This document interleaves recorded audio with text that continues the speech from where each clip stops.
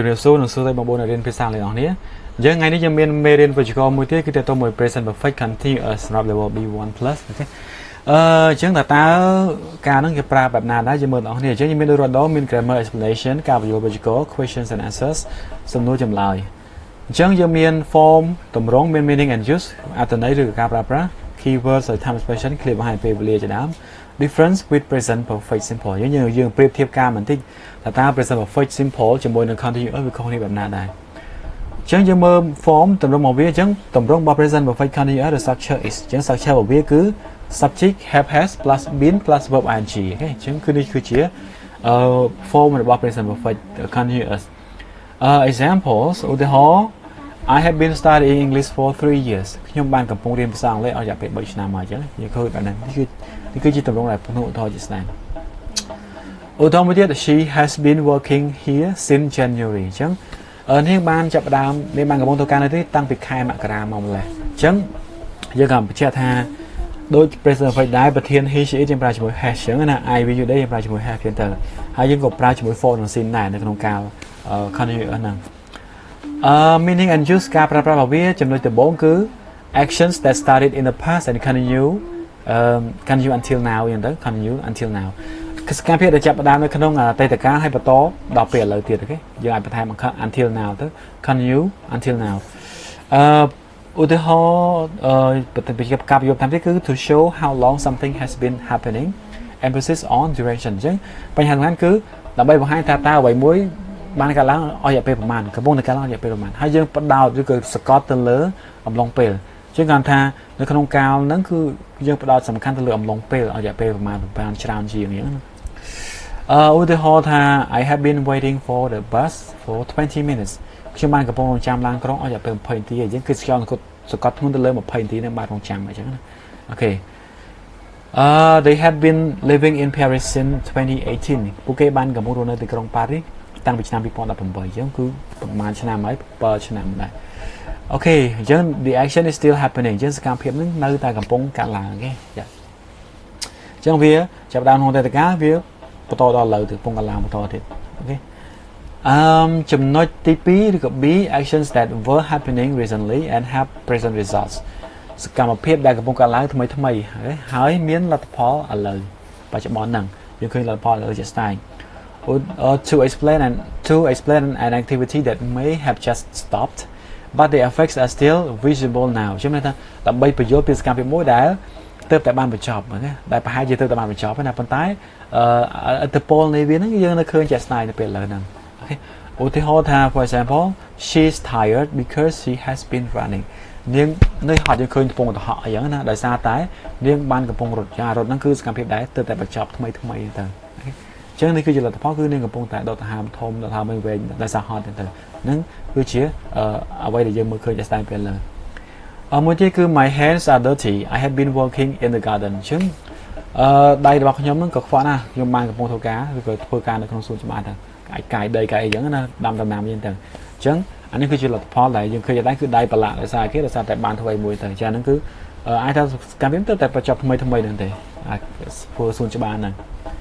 អញ្ចឹង focus on the result in the present អញ្ចឹងយើងផ្ដោតទៅលើលទ្ធផលនៅពេលឥឡូវហ្នឹងអូខេយ៉ាយើងឃើញលទ្ធផលហើយយើងអាចទីសន្និដ្ឋានថាអ្វីដែលបានកំពុងធ្វើអូខេទី3ឬក៏ C repeated actions up to now សកម្មភាពដែលច្រំដាទៅដល់រហូតដល់ពេលឥឡូវហ្នឹងwhen something has been repeated over time អញ្ចឹងមានន័យថានៅពេលដែលអ្វីមួយទៅបានគេធ្វើដដែលពេញមកឡងពេលណាមួយអញ្ចឹងណាឧទាហរណ៍ថា example he has been calling me all day គាត់បានទូរស័ព្ទមកខ្ញុំពេញមួយថ្ងៃអញ្ចឹងទូរស័ព្ទម្ដងហើយម្ដងទៀតយ៉ាងនេះគឺ repeat over time ណាម្ដងហើយម្ដងទៀតហ្នឹងគឺយើងប្រើនៅក្នុងការដែរមានថាសកម្មភាពដដែលរហូតដល់ពេលឥឡូវពីប្រមុនហ្នឹងបន្តិចទេឥឡូវទេទៅទៀតទេទៀតអញ្ចឹងណារៀង repeat ដដែលបែបហ្នឹងមួយទៀត we have been meeting regularly for months យើងបានប្រជុំគ្នាជាទៀងទាត់អស់រយៈពេលច្រើនខែហើយជួបខែនេះហើយខែបន្តពីខែមុនមកខែឥឡូវនៅជួបទៀតហើយនៅជួបបន្តទៀតអញ្ចឹងអាហ្នឹងកាលឡើងពេញមកឡងពេលណាមួយហ្នឹងហើយគឺយើងប្រើនៅក្នុងការហ្នឹងអូខេឥឡូវយើងមើល keywords វិញនឹង time expression តើពាក្យណាខ្លះដែលយើងប្រើដើម្បីបង្ហាញពីការហ្នឹង keyword ឬក៏ clip បង្ហាញពេលវេលារបស់នេះ ចឹងថា these words often appear with the present perfect continuous ជាងមានពាក្យមួយចំនួនតែយើងឃើញណានៅក្នុងការបច្ចុប្បន្នកាលបរិបូរណ៍កំពុងបន្តហ្នឹងឧទាហរណ៍ថាពាក្យ for យើងពាក្យ for ហ្នឹងគឺបង្ហាញពី a period of time អំឡុងពេលមួយឧទាហរណ៍ថា for 2 hours រយៈពេល2ម៉ោងអញ្ចឹងណា for 6 months រយៈពេល6ខែពាក្យមួយទៀតគឺ since ដែរអូខេ point in time ប្រចាំចំណុចណាមួយឧទាហរណ៍ថា since Monday តាំងពីថ្ងៃច័ន្ទ since 2010 តាំងពី2010ពាក្យបន្ថែមផ្សេងទៀតនេះគឺមាន all day ពេញមួយថ្ងៃ all morning ពេញមួយព្រឹក recently ថ្មីអញ្ចឹងពាក្យទាំងហ្នឹងគឺយើងប្រើជា keyword អូខេហើយមួយទៀតគឺ lately យើង lately ក៏ពេលថ្មីដែរខ្ញុំឧទាហរណ៍តែតោះមកការប្រើពាក្យខាងលើហ្នឹង I have been reading this book all afternoon ខ្ញុំបានកំពុងតែអានសៀវភៅហ្នឹងពេញមួយរសៀលហើយឧទាហរណ៍ឥឡូវអានពីម៉ោង1មកឥឡូវម៉ោង3 4នៅតែបន្តអានបន្តទៀតអញ្ចឹងណាយ៉ាងហ្នឹងពេញមួយរសៀលគឺអានរហូតពីមុនហ្នឹងមកអូខេដល់ឥឡូវនៅតែអានទៀតព្រោះឥឡូវអត់ទាន់ចប់រសៀលទេឧទាហរណ៍មួយទៀត She has been working here since last year នេះបានកំពុងធ្វើការនៅទីនេះតាំងពីឆ្នាំទៅឥឡូវនៅកំពុងធ្វើការនៅទីនេះដែរអូខេចឹងជាមួយ difference with the present perfect simple តើវាខុសគ្នាមិនរវាង present perfect simple ជាមួយនឹង continuous បងចឹង present perfect simple focuses on the result បច្ចុប្បន្នកាលធម្មតាសម្បូរធម្មតាហ្នឹងគឺផ្ដោតទៅលើលទ្ធផល result ដែរpresent perfect continuous focuses on the activity process or duration ចឹង continuous យើងផ្ដោតទៅលើសកម្មភាពជាក់ស្ដែងជាកំពុងកាត់ឡើងអញ្ចឹងណា process ដំណើរការមួយហើយអំឡុងពេលដែរជាមួយ result ជាមួយសកម្មភាពជា process ជាអំឡុងពេលហ្នឹងទៅឧទាហរណ៍ថា I have read 3 books this week អញ្ចឹងខ្ញុំបានអានសៀវភៅ3ក្បាលសប្តាហ៍នេះអញ្ចឹងអ្វីសំខាន់គឺយើងផ្ដោតទៅលើ result number of books finished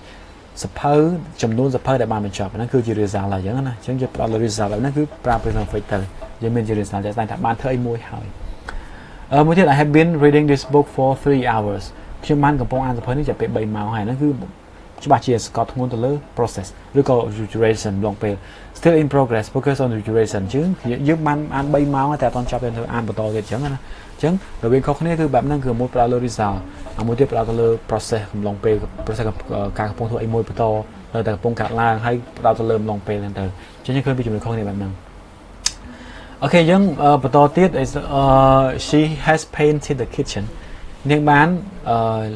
លាបពណ៌ឬក៏លាបថ្នាំផ្ទះបាយណាដោយសារតែឆ្លក់ពណ៌ឬទៅអញ្